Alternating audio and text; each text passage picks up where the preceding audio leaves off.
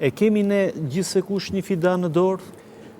Profeti thëtë çdo njeri që Zoti do të e ka kriju, kuptimin e hadithit, ja ka dhënë atë talentin ose thjesht ato për cilën është i prim.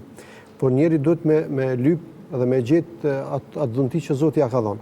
Çështja tjetër, ajo çka na duhet mos me harru.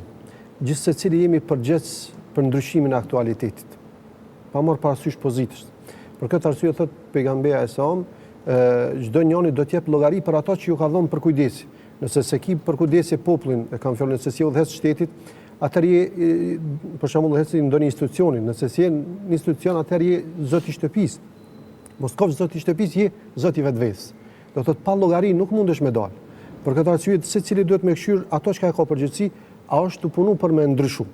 Pejgamberi sa jo se ka arrit për 23 vjet mrekulli me bo që me ndryshu atë gjendje. Po ai ka arrit që çat shpresën në zemrat e njerëzve me ngjall edhe me i bo që me punu pozitivisht.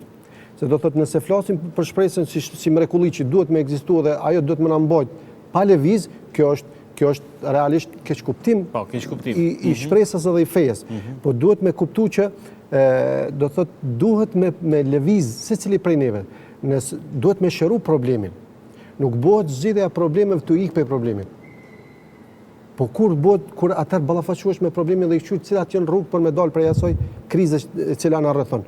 Siç e thekë edhe ti do thotë problemet janë shumëta, mirë po ka dhe drita cilat na japin shpresë, na japin ymët që nuk është çdo gjë e keqe, nuk është çdo gjë terrë në këtë vend, po ka ymët.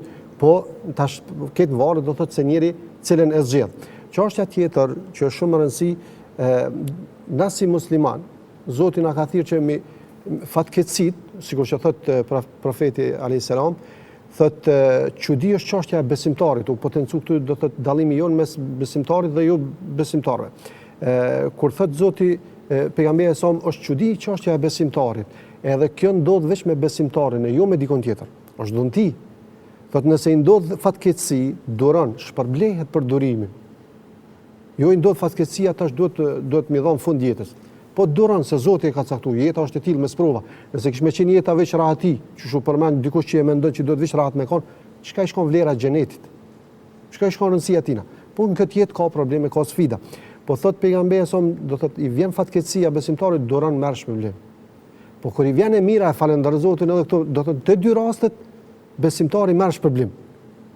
Çështja tjetër, na nuk kemi marrë të Zoti për ndryshimin e gjendjes, a kemi arrit me e çu deri në fund apo nuk kemi arrit? Na të Zoti kemi marrë në llogari, a kemi dhënë na kontributin cilën është kërkuar pe neva se kemi dhënë. Kjo është në rëndësi.